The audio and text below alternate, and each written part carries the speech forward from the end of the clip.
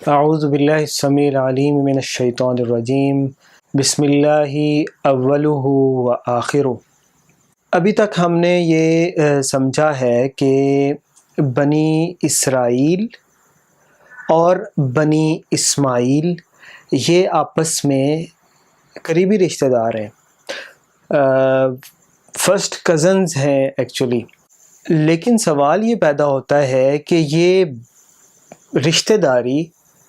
اس قدر دشمنی میں کیسے بدلی، جس دشمنی کے دور سے آج کل ہم گزر رہے ہیں، کہ اگر دنیا میں کوئی دو پولز ہیں تو وہ دو ایکسٹریمز ہیں، تو وہ ایک یہودی ہے، ایک طرف اسرائیل ہے اور دوسری طرف مسلمان ہیں۔ یہ ایکسٹریم پولز بنے ہوئے ہیں، اور یہودیوں کی ایما پر جو دنیا کی پاورز ہیں وہ مسلمانوں کو تختہ مشق بنائے ہوئے ہیں،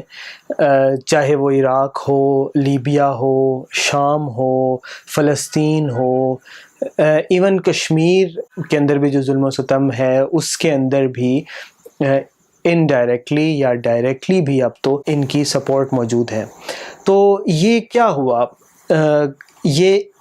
رشتہ داری اور اتنا قریبی تعلق یہ دشمنی میں کیسے بدلا؟ اور اللہ تعالیٰ نے قرآن میں بھی جیسے فرمایا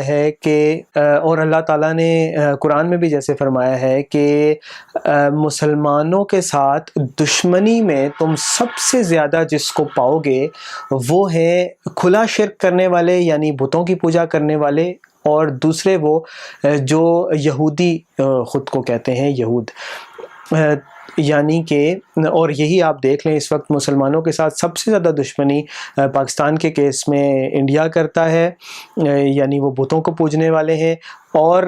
اس کے علاوہ اوورال عربس کو دیکھ لیں یا مسلمان ایز اے امت کو دیکھ لیں تو وہ سب سے زیادہ دشمنی آپ کو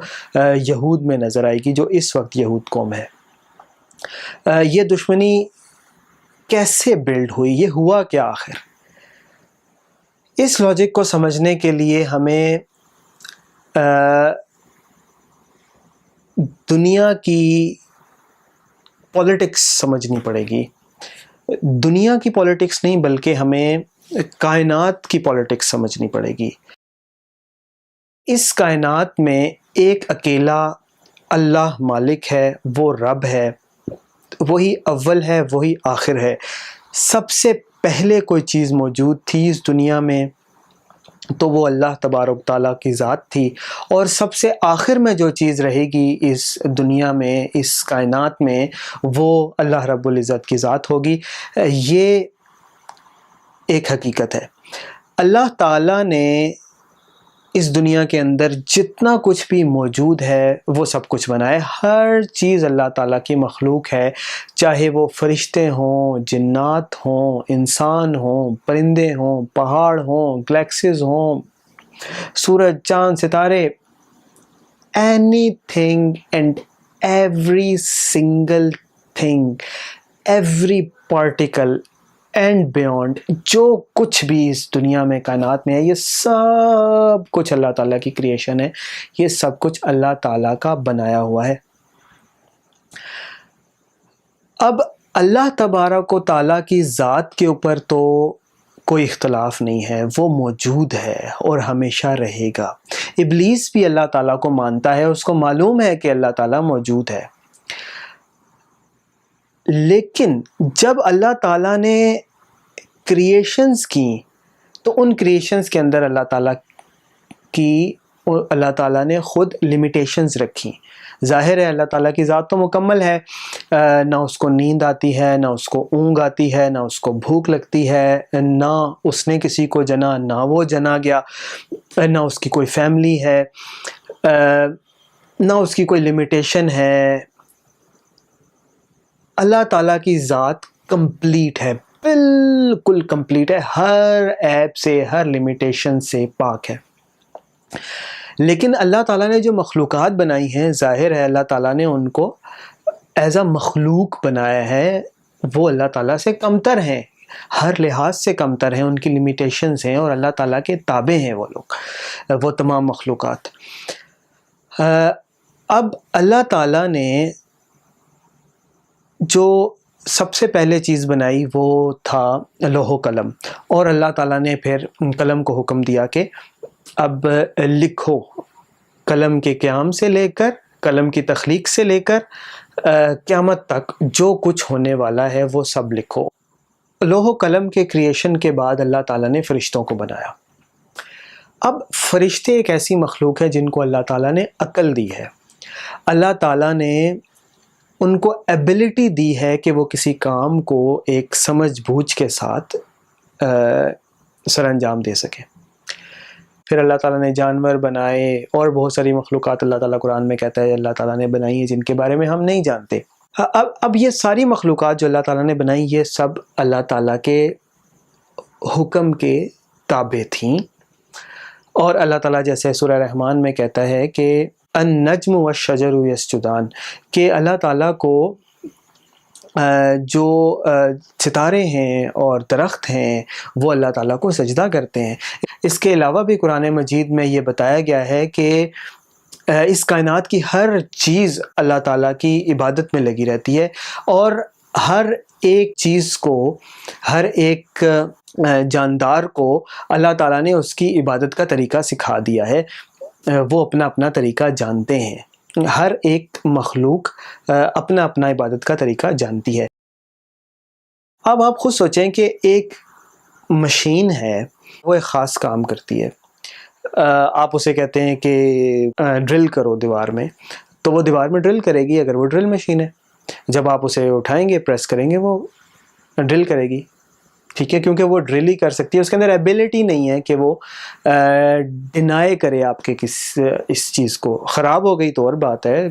ٹوٹ گئی تو اور بات ہے، لیکن آپ نے اسے بجلی دی، آپ نے اسے سارے پیرامیٹرز پورے کیے، اب آپ اسے دیوار میں ڈرل کریں، پریس کریں تو وہ ڈرل کرے گی، اپنا کام کرے گی۔ اسی طرح آپ لائٹ کا بٹن پریس کریں تو لائٹ آن ہو جائے گی، جو آپ نے مشین جس پرپز کے لیے بنائی ہے وہ اپنا کام کرے گی۔ لیکن مزہ تو تب ہے کہ اس کے اندر ایبلٹی ہو چوز کرنے کی، آپ کی بات ماننے یا نہ ماننے کی، and that thing consciously chooses to obey you. اب مزہ آیا نا۔ اب ایک چیز کے اندر ایبلٹی نہیں ہے کہ وہ آپ کی بات کو ڈینائی کر سکے تو ٹھیک ہے، فائن، لیکن اگر اس کے اندر ایبلٹی ہے لیکن وہ پھر بھی آپ کی بات ماننا چوز کرتی ہے تو پھر بات ہے نا، پھر ہے مزہ۔ مثال کے طور پر اگر آپ کا کوئی بچہ ہے، بیٹا ہے، بیٹی ہے، اس کے اندر ایبلٹی ہے بات ماننے یا نہ ماننے کی، لیکن اچھا بچہ وہ ہوتا ہے کہ جو اس بات کو سمجھتا ہے کہ یہ میرے فادر ہیں، میری مدر ہیں، اور ان کے میرے اوپر احسانات ہیں، اللہ تعالیٰ نے ان کو میرے ماں یا باپ بنایا ہے، تو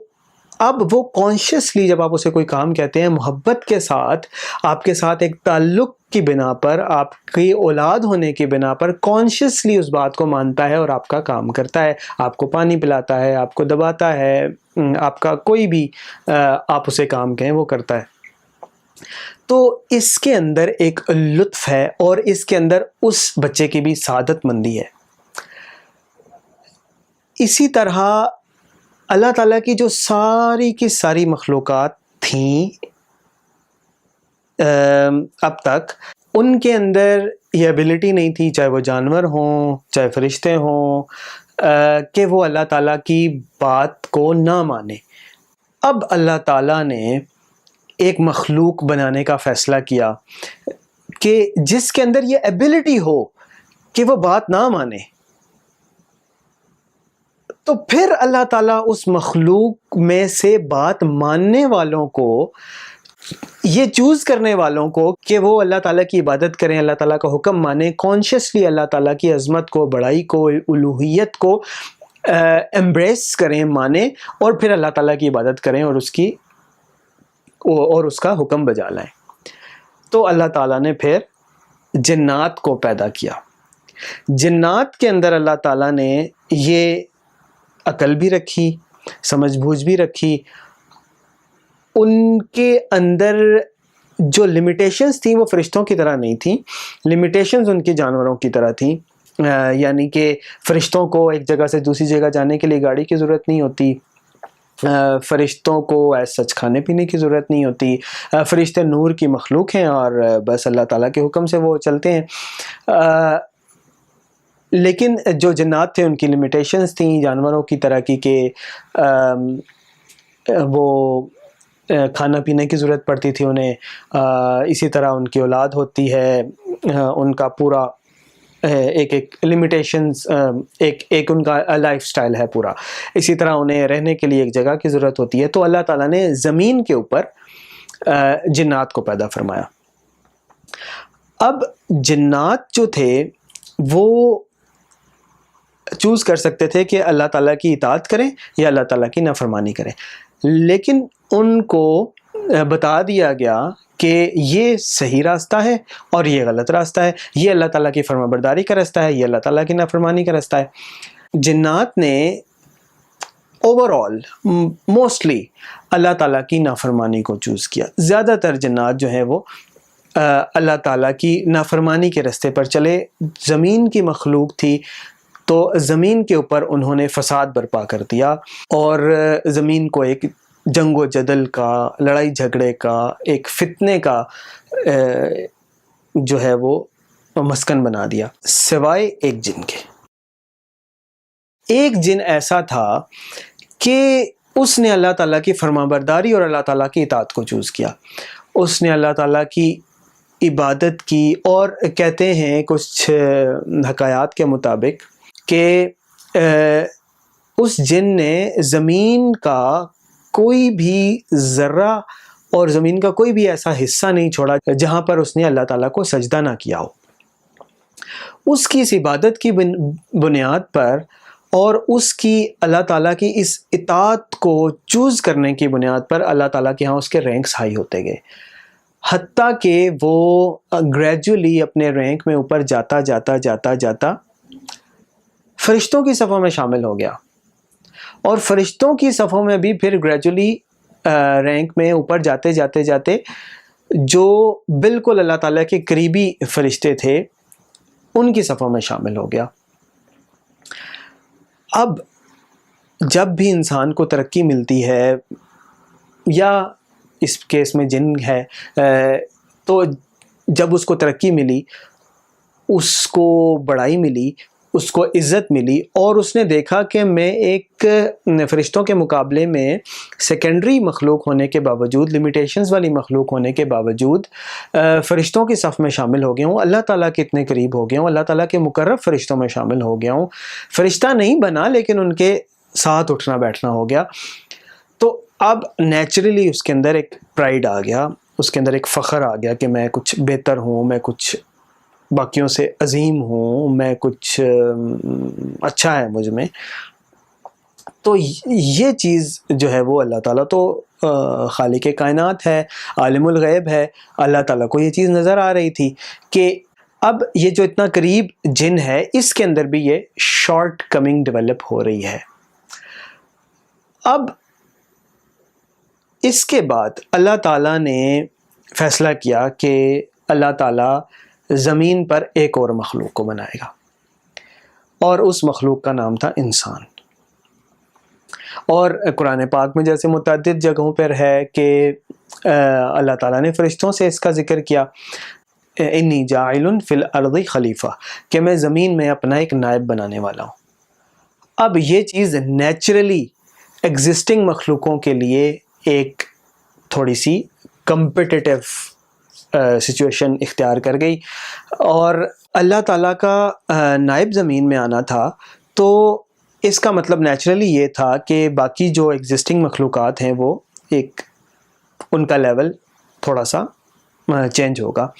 اور ان سے سینئر ایک مخلوق جو ہے وہ زمین پر بھیجی جا رہی ہے۔ تو فرشتوں نے اللہ تعالیٰ کو کہا کہ یا اللہ، ہم تیری عبادت کے لیے موجود ہیں، تو ایک اور مخلوق کی کیا ضرورت ہے؟ یہ ایک جسٹ مشورے کی فارم میں تھا، کیونکہ فرشتوں کے اندر یہ ایبلٹی نہیں ہے کہ وہ اللہ تعالیٰ کی نافرمانی کر سکیں یا اللہ تعالیٰ کے سامنے کھڑے ہو سکیں، اس کی بات کا انکار کریں۔ تو اللہ تعالیٰ نے پھر وہ مشہور واقعہ ہے قرآن مجید میں بیان کردہ کہ اللہ تعالیٰ نے حضرت آدم علیہ السلام کو علم دیا، کچھ چیزوں کے بارے میں علم دیا، اور پھر فرشتوں کو بلا کر فرشتوں سے ان چیزوں کے بارے میں پوچھا، تو وہ ان کے نام نہیں بتا سکے۔ پھر حضرت آدم علیہ السلام سے ان چیزوں کے نام پوچھے گئے تو حضرت آدم علیہ السلام نے ان چیزوں کے نام بتا دیے۔ نیچرلی جب اللہ تعالیٰ نے فرشتوں کو وہ نام نہیں سکھائے تھے تو انہوں نے نہیں بتا سکنے تھے، حضرت آدم علیہ السلام کو حضرت آدم علیہ السلام کو سکھائے تو انہوں نے بتا دیے۔ لیکن یہاں پر مقصد کیا تھا؟ یہاں پر مقصد یہ تھا، اللہ تعالیٰ نے یہ پوائنٹ پروو کیا، یہ فرشتوں کو بتایا کہ اس مخلوق کو میں وہ علم دوں گا، وہ چیزیں بیان کروں گا، وہ بتاؤں گا کہ جو ایون میں نے تمہیں بھی آج تک نہیں بتائیں۔ That's the point, that's the logic. تو اب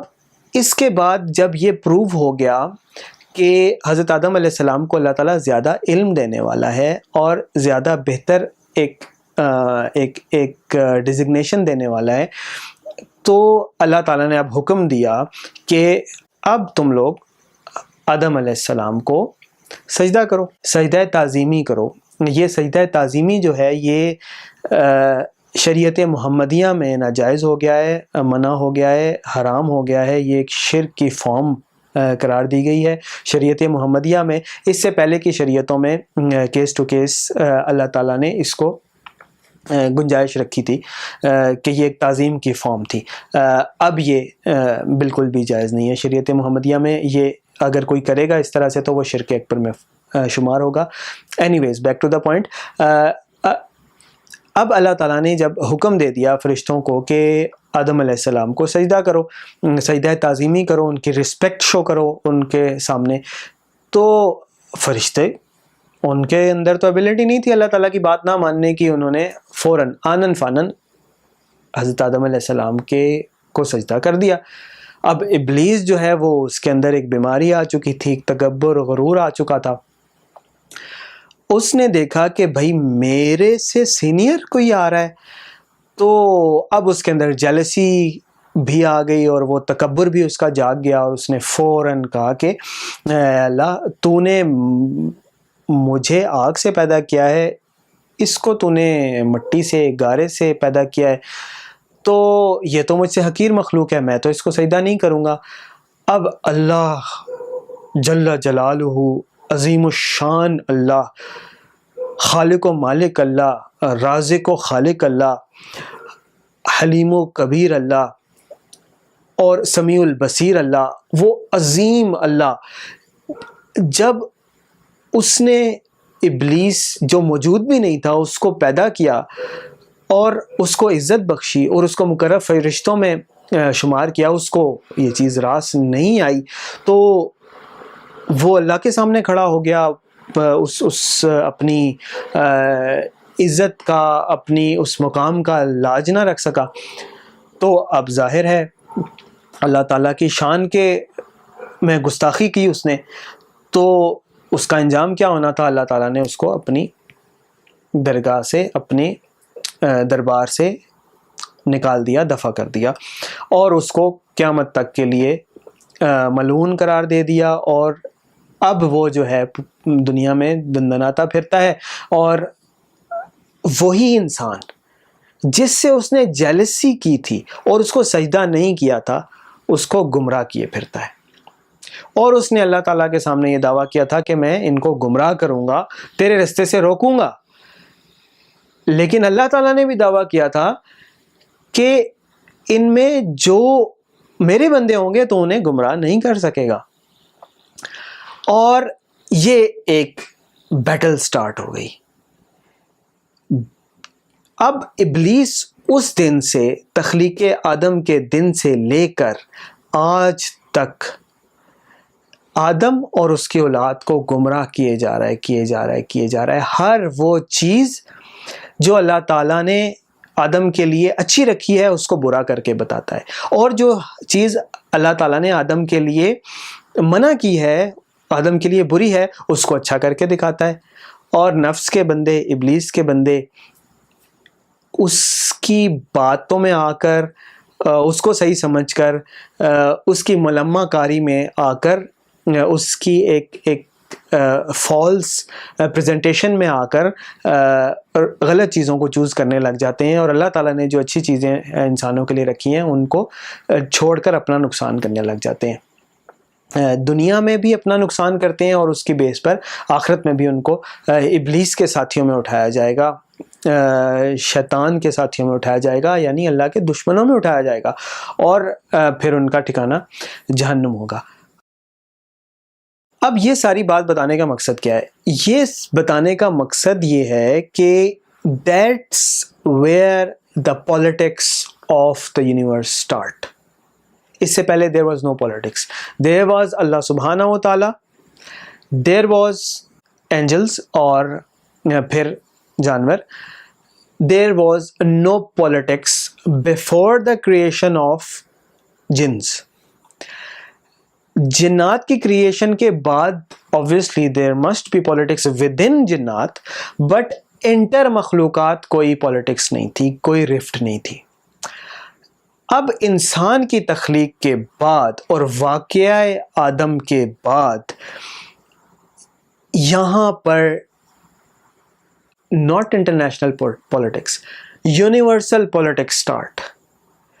اس کائنات میں گریٹسٹ جو پالیٹکس ہے وہ ہے ابلیس اور آدم کے درمیان، یعنی شیاطین اور آدم کے درمیان۔ ابلیس کے ساتھی وہ سارے شیاطین who chose to deny Allah subhanahu wa ta'ala's orders, who chose to deny what Allah subhanahu wa ta'ala has sent, who chose not to obey Allah subhanahu wa ta'ala، وہ سارے ابلیس کے ساتھی، and now they are against the human race، اور ان کو گمراہ کر رہے ہیں۔ اچھا، اب آپ نوٹ کر رہے ہوں گے کہ میں نے یہاں پر انسانوں میں سے ابلیس کے ساتھیوں کا ذکر نہیں کیا، انسانوں میں سے ان لوگوں کا ذکر نہیں کیا کہ who chose to deny Allah subhanahu wa ta'ala۔ I am talking about the politics between these two creations of Allah subhanahu wa ta'ala، کہ اب ایک پارٹی ہو گئی جن اور ایک پارٹی ہو گئی انسان، ان کے درمیان کلیش سٹارٹ ہو گیا۔ اب انسانوں میں سے who choose to be the helpers of jinns، شیاطین، وہ بھی ان کا پارٹ، ان کے ساتھی بن جاتے ہیں، but it's the win of this creation، کہ یہی تو ان کا کام ہے کہ ہم تو اللہ تعالیٰ کی درگاہ سے نکال دیے گئے، ابلیس تو اللہ تعالیٰ کی درگاہ سے دفع کر دیا گیا، اب اس کا کام ہی یہ ہے کہ انسانوں میں سے بھی لوگوں کو اللہ تعالیٰ کی رحمت سے نکالے۔ تو اب انسان جو چوز کرتے ہیں اللہ تعالیٰ کی نافرمانی کو اور جنات شیاطین کا ساتھ دینے کی کوشش کرتے ہیں، ناؤ بیسیکلی ابلیس wins in this material world. اور بعد میں obviously تو قیامت والے دن تو کیس بالکل اور ہوگا، وہاں پر تو اصل میں وہ ہارے میں ہوں گے، وہ جیتیں گے نہیں۔ بہرحال پوائنٹ از کہ دس از how the politics of this universe started۔